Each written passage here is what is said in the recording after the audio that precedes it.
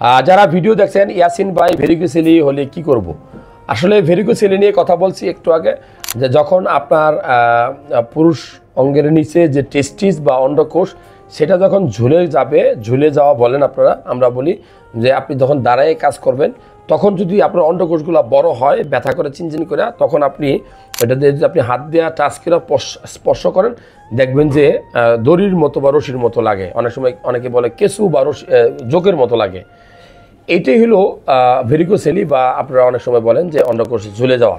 তো আসলে বিষয়টা কেন হয়? বিষয়টা হলো যে অন্ডকোষের ভিতরে অনেক ব্লাড সাপ্লাই আছে, হ্যাঁ, ভেনাস সাপ্লাই, এগুলোর ভিতরে যে ভেইন থাকে সেই ভেইনগুলো ড্যামেজ হয়ে গেলে তখন দাঁড়াইলে ওই রক্তটা আর উপর দিকে ফিরে আসতে পারে না। এইটা অনেক পুরুষ মানুষের হয়, ছেলেদেরও হয়, যারা বেশি দাঁড়ায় কাজ করে, বিশেষ করে ট্রাফিক সার্জন, ট্রাফিক পুলিশ, রাজমিস্ত্রি, যারা টিচার, অনেক সময় দাঁড়ায় যারা কাজ করেন, তারপরে ধর বাস কন্ডাক্টর, এদের ক্ষেত্রে কিন্তু এই রোগটা বেশি হয়। তো অন্ডকোষ যদি কোনো কারণে ত্রুটিযুক্ত হয়, অন্ডকোষে নর্মালি কী হয়?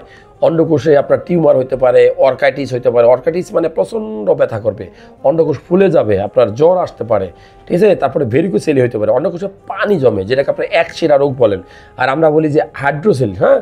তো আপনার অন্ডকোষে যাই হোক, অস্বাভাবিক কোনো চাকা বা কোনো টিউমার যদি অনুধাবন করেন আপনি হাত দিয়ে স্পর্শ করে, আপনার সাথে সাথে উচিত হবে একটা আলট্রাসোনোগ্রাম করে অন্ডকোষে কোনো টিউমার আছে কিনা, কোনো ভেরিকোসেলি আছে কিনা, কোনো হাইড্রোসেলি আছে কিনা সেগুলো জেনে নেওয়া। কারণ অন্ডকোষ পুরুষ মানুষের খুব গুরুত্বপূর্ণ একটা অর্গান। এখান থেকেই শুক্রাণু তৈরি হয়, এখান থেকে কিন্তু টেস্টোস্টেরন তৈরি হয়। যদি আপনার টেস্টোস্টেরন কমে তাহলে আপনার শুক্রাণুও কমে যাবে। সো যারা ভিডিও দেখছেন, আপনার অন্ডকোষটা ভালো আছে কিনা একটু হাত দিয়ে টাচ করে দেখবেন, এত লজ্জার কিছু নাই। মূলত আমি বলবো যে আপনার অন্ডকোষটা একটা আল্ট্রাসাউন্ড করে দেখলে আপনি বুঝতে পারবেন ভেরিকোসেলি আছে কি না।